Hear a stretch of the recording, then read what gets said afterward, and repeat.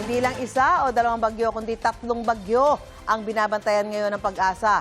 Makakapanayam natin live si Loridine Galicia, weather specialist mula sa Pag-asa. Magandang umaga sa iyo, Loridine. Yes, Ma'am Susan, magandang umaga din po sa inyo at sa lahat po ng ating mga kababayan. Ano yung inaasahan natin magiging galaw ng bagyong Neneng? Well, for Neneng po, generally northwestward ang kanyang movement. So, ibig sabihin, tungo po ito dito sa silangang bahagi ng Taiwan. Most likely, maglalandfall po ito sa Taiwan landmass. So, hindi naman po ito maglalandfall sa atin. So, wala na talaga posibilidad na maglandfall ang bagyo dito sa atin, especially sa Batanes area? Yes po, mababa na po yung chance na ito ay lumapit pa sa any part of our landmass. Okay, syempre. Pero yung nararanasan natin mga pag-ulan ngayon na dudulot ng pagbaha, ito ay dulot ng habagat pa rin? Habagat pa rin po. Although, syempre, yung habagat po natin, natitrigger po talaga ito ng mga weather systems na nasa paligid ng ating park. Katulad na lamang po nitong si Bagyong Neneng, very favorable yung location nito para makapaghugot pa ng habagat or makapag-trigger pa siya ng habagat. At itong posible ba pumasok sa PAR yung bagyo na nasa west of Luzon, Miss Galicia?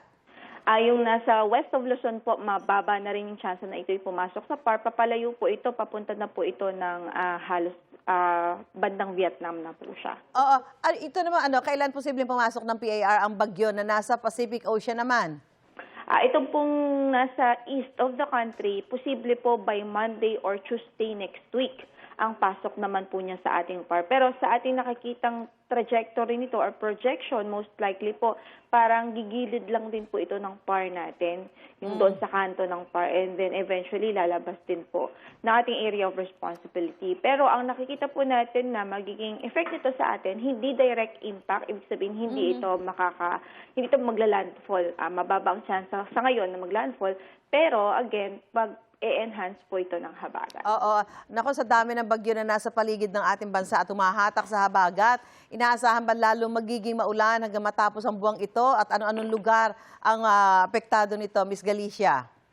Well, sa ating pagtaya po, hanggang end of the month, most likely po meron talaga po tayong active habagat. So wala po tayo sa ngayon inaasahan monsoon break. Dahil nga po sa mga weather systems na patuloy na nag-e-enhance sa kanya. So, ang ating nakikita po na medyo maapektuhan talaga, patuloy na maapektuhan in terms of rainfall, ay yung nasa kanlurang bahagi ng Luzon. Katulad na lamang ng Zambales, Bataan, La Union, Pangasinan, Occidental Mindoro, even dito sa Metro Manila, sa Cavite, Batangas, asahan natin, makakaranas pa rin ng halos tuloy-tuloy na maulang panahon.